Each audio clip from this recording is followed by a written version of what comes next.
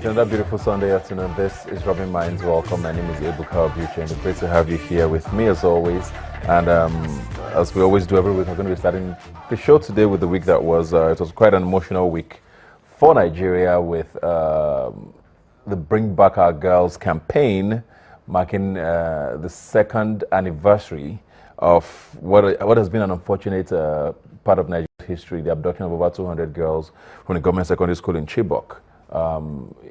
We hit 2 years with that date on Thursday, I think, and there were a few marches here and there across the country with a headline-grabbing incident at the State House where protesters were turned back at Asurok, and a lot of emotions did come up along the line. We did see a video which was exclusively released to an international media house with some girls who were identified by parents as some of the abducted girls, and it did bring some hope, of course, to the fact that at least some of the girls are alive, but also despair to some parents who now don't even know if their children are alive, seeing as they were not a part of that video. So it's been a very emotional week, but we're going to be talking about that and many more things. I have here with me Wale Oshunde. Thanks for being here today. It's my pleasure. Thanks. Let's start with Bring Back Our Girls talk, and of course the abduction, which is exactly 2 years old or over 2 years old now, and all of the incidents that happened to mark that in the week. What are your thoughts so far? It's good relief that we've been able to at least gain sight of about 15 of those girls. Just that we have to be very careful. I think the government should be very careful because we are hearing that there are ongoing negotiations, with the Boko Haram people. We really need to be very careful. Only God knows when that video was actually recorded. Those are things that the intelligence people would really need to sit down and analyze before we know the extent of the negotiation. But I think going forward, we have hope, and then we've been praying, we'll continue to pray for the safe return of those girls. It's really not easy to have over 200 girls, our girls, somewhere. We don't even know the level of their livelihood. We don't even know the state of their health. We don't even know the state of their psyche. And so all of those things are actually giving concerns to well-meaning Nigerians. And I think all of us should join in that prayer. We should continue to expect and hope and pray. Keep faith with government that they'll be able to do something in that direction. And they need to step up their game, obviously. Yeah, speaking of stepping up their game, because a lot of people also brought that up when the video was released exclusively to CNN, and people wondered why it took an international media house for this sort of information to come out, for us to know that, okay, at least some girls are still alive.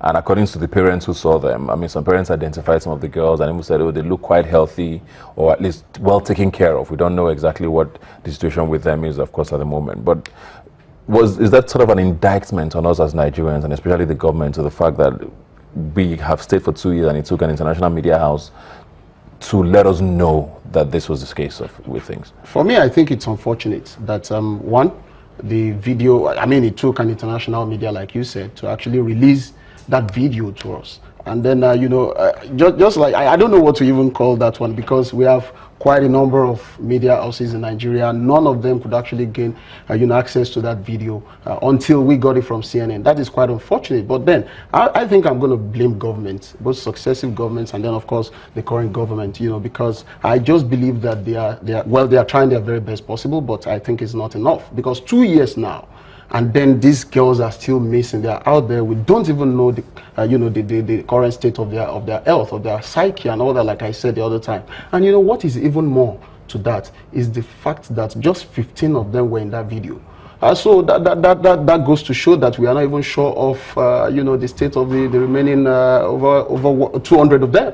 That is one. Then two, nobody can ascertain the fact that that video was exactly shot. I mean, this year. You can't even be too sure of that. And so what if that video was pre-recorded and then it was sent to us? But we don't even want to go into all of that now. I think we should have hope. We should keep praying. But the government has to be very careful. Ultimately, the government should be very careful in their ongoing negotiations with those guys. And then, of course, they should be more committed towards ensuring the safe return of those girls. Yeah, we're going to definitely hang on to the hope that this brought for a lot of us. I mean, people are just hoping that, the fact that a few girls at least have been identified as being alive maybe just maybe a lot more of them will still be alive. So we'll hang on to that hope. Absolutely. But still sticking with terror and the Northeast, something significant happened during the week as well. A storage was uncovered somewhere in Bama local government, where it was like a cache of a facility basically where Boko Haram stores their weapons and all of that. And I think it was a significant amount of things or quantity of things that were found there, including even foodstuffs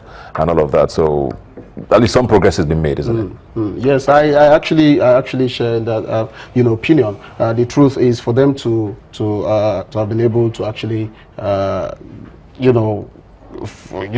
I mean, that's it now. I mean, something is actually improving about our intelligence gathering. So I want to believe that that is a good sign. Then they should, of course, leverage on that, get more information, and then, of course, act on those information. And so that's exactly the way to go right now. And I think we are actually winning that war. Yeah. So we want to continue to thank our armed forces. I want to thank our military. I want to continue to encourage them at this point in time, to continue to do their very best possible towards ensuring that terror is actually a thing of the past in our country. Very, very significant indeed. Even the local league matches have started being played again in Maiduguri. El Kanemi Warriors from Maiduguri have started playing their home games in Maiduguri again. So at least life seems to be coming back there, even if things are not 100%. So thank you very much to the military and our security personnel who continue to do great things in the Northeast. But let's move on now to the Senate President. Yes, he has also been in the news. That we did hear about a bill that's being pushed now in the Senate to reduce, quote unquote, the powers of the Code of Conduct Tribunal to basically civil cases and no criminal cases. And people have said that this is the Senate President's way of responding to his trial by the Code of Conduct Tribunal with regards to his asset declaration. Well, I think everything is now being reduced to politicking. That's the honest truth. It's actually an element of politics for me. I want to believe that they're actually doing all of this because of the Senate President's trial.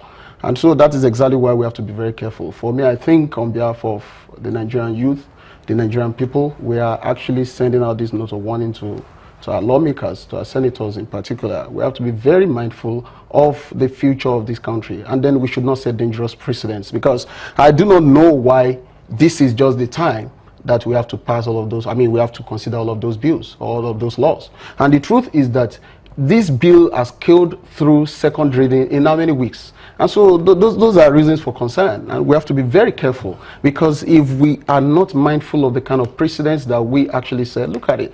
The Senate President himself was not even on the floor of the House, at the last sitting when the bill was being considered. And so that raises a level of concern. And then I think once again we should call on our senators, on our lawmakers, to be very mindful of the content of these bills. I mean, I do not have access to the content of this bill right now, as as amended or as proposed. So we want to know what exactly we are looking at. We want to know why they want to make inclusions or alterations to that very law. So I think we should be looking forward to hearing from them in the coming week. In your opinion, what should be the fate, I beg your pardon, of the Senate President today? Most people have said resign, some have said, I'll step down until the trial is over. There's a lot of talk as to what he should be doing now, seeing as this is a huge distraction. I mean, many times when he goes on trial, you do find like a lot of senators who go with him, and then sitting becomes almost disturbed. And do you think it's right for him to resign? Do you think what he's doing now is the right way to do, seeing as he's not convicted of anything anyways? Well, the truth is this. We have to look at it from two angles. One, there is no law stating that the Senate President should resign. That's the honest truth. That's one. On the other hand, the truth is that if you look at the way politics is being played in Nigeria, it is very dangerous for any Senate President who is currently holding that position to actually resign or step aside. Because before you know what is going on, I mean, there is fire on the mountain. And that's exactly the way we have been playing politics in this country. It is most unfortunate. In any sane entity or nation, the truth is it would have been most encouraging, or should I say most important, for the Senate President to actually step aside. And then the trial will go on. If he's not found guilty, he is returned to his seat. But the truth is, in Nigeria, you do that, you risk, that's it. That's the honest truth. And so nobody is actually willing to actually risk that seat for, especially when the coloration is actually political. That's the honest truth, because in certain quarters, it is believed that it is political. I mean, the trial itself, because nobody raised any eyebrow before now. not until he became Senate president, and some people are actually not happy in certain quarters, and so I also join people who believe that it is political in nature.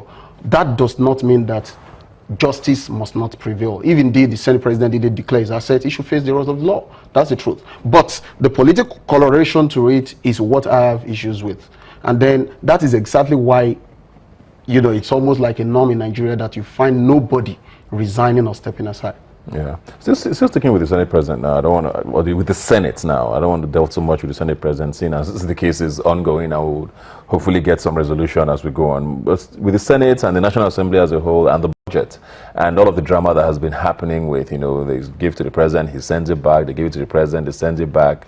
Then there was this back and forth during the week about the Calabar-Lagos rail line, about whether it was included, and someone says it was, and someone says the minister put it in, and some other person says no. Like, it's a little too petty, especially seeing as everybody who's been speaking about the budget are all from the same political party.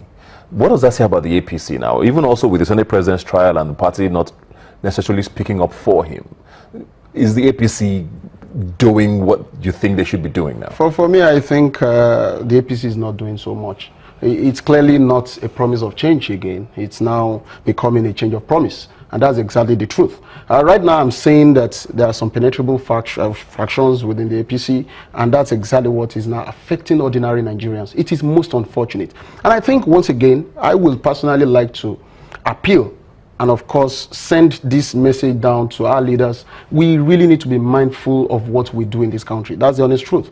We should not mortgage the future of generations yet unborn, you know, on the altar of congregating yourselves into overlords and then people who would actually not be mindful of the yearnings of the people. The truth is, somebody has not done his job somehow, somewhere, somehow, I do not know, because you actually looked at the budget, you passed the budget, you sent it for presidential assent, and then all of a sudden you woke up one morning and you discovered that that contract was not included. Somebody didn't do his job. And then I just want to believe that that is an element of politics. The honest truth is this: in a sane climb, what we should have done was to go for a supplementary budget. If you know that, I mean, there is even that room for a supplementary budget. If you know that something was not included in the previous budget that you sent, simply include it in the supplementary budget, take it to the House, and it will be passed. As simple as that. But now you are saying you want to withdraw the budget, you now want to include the Lagos Calabar rail project, and then you want to send it back. For me, I just want to believe there is an element of politics in it.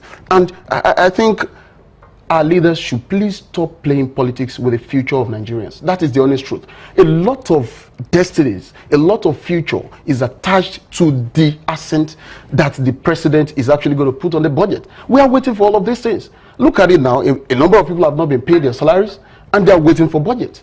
A number of governments, state governments, have not been able to do any single thing. They are all waiting for the budget.